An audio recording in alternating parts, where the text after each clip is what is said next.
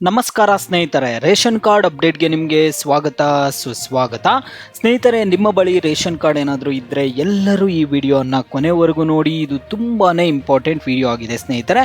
Ration card ಇದ್ದವರಿಗೆ ರಾತ್ರೋರಾತ್ರಿ ಕೆಲವೊಂದು ಹೊಸ ಅಪ್ಡೇಟ್ಸ್ ಆದರೆ ಬಂದಿರುವಂಥದ್ದು.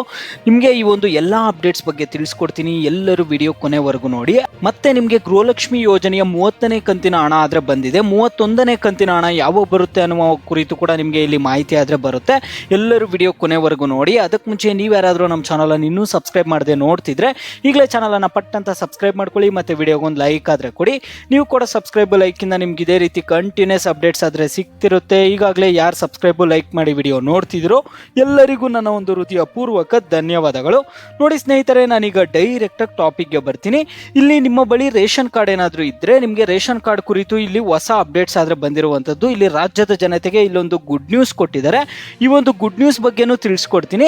ಮತ್ತೆ ನಿಮಗೆ ಇಲ್ಲಿ ಗೃಹಲಕ್ಷ್ಮಿ ಯೋಜನೆಯ 31ನೇ ಕಂತಿನ ಹಣ ಯಾವಾಗ ಬರುತ್ತೆ ಅಂತ ಕೂಡ ತಿಳಿಸ್ಕೊಡ್ತೀನಿ. ಯಾಕಂದರೆ ಆಲ್ರೆಡಿ 30ನೇ ಕಂತಿನ ಹಣ ಬಂದಿದೆ. ಮೊದಲು ರೇಷನ್ ಕಾರ್ಡ್ ಕುರಿತು ತಿಳಿಸ್ಕೊಟ್ಬಿಟ್ಟು ಮತ್ತೆ ಗೃಹಲಕ್ಷ್ಮಿ 31ನೇ ಕಂತಿನ ಹಣದ ಕುರಿತು ಇಲ್ಲಿ ಮಾತನಾಡೋಣ.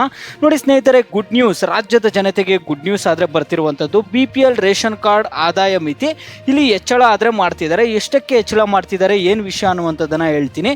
ಇಲ್ಲಿ ರಾಜ್ಯದಲ್ಲಿ ಹೊಸ BPL ಪಡಿತರ ಚೀಟಿ ಪಡೆಯಲು ನಿಗದಿಪಡಿಸಲಾಗಿರುವ ವಾರ್ಷಿಕ ಆದಾಯದ ಮಿತಿಯನ್ನು ಭಾರಿ ಪ್ರಮಾಣದಲ್ಲಿ ಹೆಚ್ಚಿಸಲು ಆಡಳಿತ ಸುಧಾರಣಾ ಆಯೋಗವು ರಾಜ್ಯ ಸರ್ಕಾರಕ್ಕೆ ಮಹತ್ವದ ಶಿಫಾರಸು ಮಾಡಿರುವಂಥದ್ದು. ಸದ್ಯ ಬದಲಾಗುತ್ತಿರುವ ಆರ್ಥಿಕ ಪರಿಸ್ಥಿತಿಯನ್ನು ಗಮನದಲ್ಲಿಟ್ಟುಕೊಂಡು ಕುಟುಂಬದ ವಾರ್ಷಿಕ ಆದಾಯದ ಮಿತಿಯನ್ನು ಈಗಿರುವ 1.20 ಲಕ್ಷದಿಂದ 3 ಲಕ್ಷಕ್ಕೆ ಹೆಚ್ಚಿಸುವಂತೆ ಆಹಾರ ಇಲಾಖೆಗೆ ಆಯೋಗವು ಸಲಹೆ ಆದರೆ ಕೊಟ್ಟಿರುವಂಥದ್ದು. ರಾಜ್ಯಾದ್ಯಂತ ಹೊಸ BPL ಕಾರ್ಡ್ಗಾಗಿ ಸಾರ್ವಜನಿಕರಿಂದ ಭಾರಿ ಬೇಡಿಕೆ ಕೇಳಿಬಂದಿದೆ. ಬೆಂಗಳೂರು 1, ಕರ್ನಾಟಕ 1 ಹಾಗೂ ಗ್ರಾಮ 1 ಕೇಂದ್ರಗಳ ಮೂಲಕ ಅರ್ಜಿ ಸಲ್ಲಿಸಿ 3-4 ವರ್ಷಗಳು ಕಳೆದಿದ್ದರೂ ಇನ್ನೂ ವಿಲೇವಾರಿಯಾಗಿಲ್ಲ. ಸದ್ಯ ರಾಜ್ಯಾದ್ಯಂತ 3,27,309 ಹೊಸ ಅರ್ಜಿಗಳು ವಿಲೇವಾರಿಯಾಗದೆ ಬಾಕಿ ಉಳಿದಿದ್ದು, ಇವುಗಳನ್ನು ಶೀಘ್ರವಾಗಿ ಪರಿಶೀಲಿಸಿ ಹೊಸ ಕಾರ್ಡ್ ವಿತರಿಸಬೇಕೆಂದು ಸಾರ್ವಜನಿಕರು ಹಾಗೂ ಜನಪ್ರತಿನಿಧಿಗಳು ನಿರಂತರವಾಗಿ ಒತ್ತಾಯಿಸುತ್ತಿದ್ದಾರೆ. ಇಲ್ಲಿ ಮಾನದಂಡಗಳ ಪರಿಷ್ಕರಣೆಗೆ ಕಾರಣವೇನೆಂದರೆ ಸರ್ಕಾರವು BPL ಕಾರ್ಡ್ ಪಡೆಯಲು 2017ರಲ್ಲಿ ಕೆಲವು ಕಠಿಣ ಮಾನದಂಡಗಳನ್ನು ರೂಪಿಸಿತ್ತು.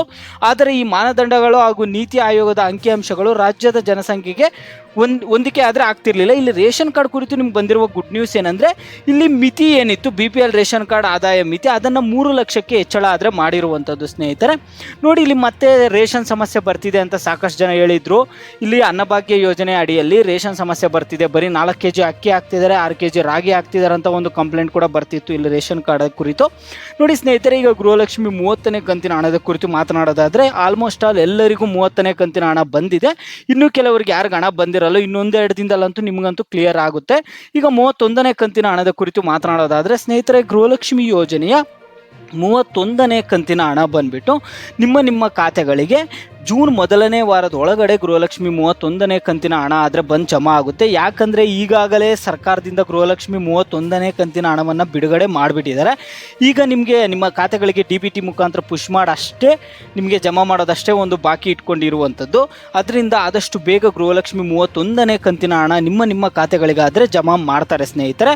ನೋಡಿ ಸ್ನೇಹಿತರೆ, ಈಗ ಗೃಹಲಕ್ಷ್ಮಿ ಯೋಜನೆಯ 31ನೇ ಕಂತಿನ ಹಣವನ್ನು ನಿಮ್ಮ ಖಾತೆಗಳಿಗೆ ಜಮಾ ಮಾಡೋದಕ್ಕೆ ಇನ್ನು ಕೆಲವೇ ದಿನಗಳ ಬಾಕಿ ಇದೆ. 30ನೇ ಕಂತಿನ ಹಣ ಜಮಾ ಆಗಿದೆ. ಇನ್ನು ಜೂನ್ 1ನೇ ವಾರದ ಒಳಗಡೆ ಆದಷ್ಟು ನಿಮಗೆ ಜಮಾ ಮಾಡ್ತಾರೆ. ಯಾಕಂದರೆ 31ನೇ ಕಂತಿನ ಹಣವನ್ನು ಸರ್ಕಾರದ ಕಡೆಯಿಂದ ಒಂದೇ ಸರಿ ಬಿಡುಗಡೆ ಮಾಡಿದ್ದೀವಿ ಅಂತ ಹೇಳಿದ್ದಾರೆ. 30ನೇ ಕಂತಿನ ಹಣವನ್ನು ಮಾತ್ರ DBT ಮುಖಾಂತರ ಪುಷ್ ಮಾಡಿ ನಿಮ್ಮ ಖಾತೆಗಳಿಗೆ ಜಮಾ ಮಾಡಿದ್ದಾರೆ. ಇನ್ನು 31ನೇ ಕಂತಿನ ಹಣವನ್ನು ಕೆಲವೇ ದಿನಗಳಲ್ಲಿ ನಿಮ್ಮ ಖಾತೆಗಳಿಗಾರೆ ಜಮಾ ಮಾಡ್ತಾರೆ. ಸ್ವಲ್ಪ ದಿನ ಕಾಯಿರಷ್ಟೇ. ಜೂನ್ 1ನೇ ವಾರದಲ್ಲಿ ಅಂದ್ಕೊಳ್ತಿದ್ದೀನಿ ನಾನು. ಈ ತಿಂಗಳಲ್ಲಂತೂ ಡೌಟೇ, ಯಾಕಂದರೆ 30ನೇ ಕಂತಿನ ಹಣವನ್ನು ಕ್ಲಿಯರ್ ಮಾಡೋದೇ ಈ ತಿಂಗಳು ಆಗುತ್ತೆ. ಆದ್ದರಿಂದ ಜೂನ್ 1ನೇ ವಾರದಲ್ಲಿ ನಿಮಗೆ 31ನೇ ಕಂತಿನ ಹಣ ಬಂದುಬಿಟ್ಟು ನಿಮ್ಮ ಖಾತೆಗಳಿಗಾದರೆ 100% ಬಂದು ಜಮಾ ಆಗುತ್ತೆ ಸ್ನೇಹಿತರೆ. ಈಗ ಗೃಹಲಕ್ಷ್ಮಿ ಯೋಜನೆಯ 30ನೇ ಕಂತಿನ ಹಣ ಬಂದುಬಿಟ್ಟು ನಿಮ್ಮ ಖಾತೆಗಳಿಗೆ ಬಂದು ಜಮಾ ಆಗಿದೆಯಾ ಇಲ್ಲ ಅನ್ನುವಂಥದ್ದನ್ನು ಪ್ರತಿಯೊಬ್ಬರು ವಿಡಿಯೋಗೆ ಲೈಕ್ ಮಾಡಿಬಿಟ್ಟು ಕಾಮೆಂಟ್ ಮುಖಾಂತರ ತಿಳಿಸಿ. ಯಾಕಂದರೆ ಸಾಕಷ್ಟು ಜನ 30ನೇ ಕಂತಿನ ಹಣ ಬರ್ತಿಲ್ಲ ಅಂತ ಹೇಳ್ತಿರ್ತೀರಲ್ಲ. 30ನೇ ಕಂತಿನ ಹಣ ನಿಮ್ಮ ಖಾತೆಗಳಿಗೆ ಬಂದು ಜಮಾ ಆಗಿದೆಯಾ ಇಲ್ಲ ಅನ್ನುವಂಥದ್ದನ್ನು ಪ್ರತಿಯೊಬ್ಬರು ವಿಡಿಯೋಗೆ ಲೈಕ್ ಮಾಡಿಬಿಟ್ಟು ನನಗೆ ಕಾಮೆಂಟ್ ಮುಖಾಂತರ ತಿಳಿಸಿ.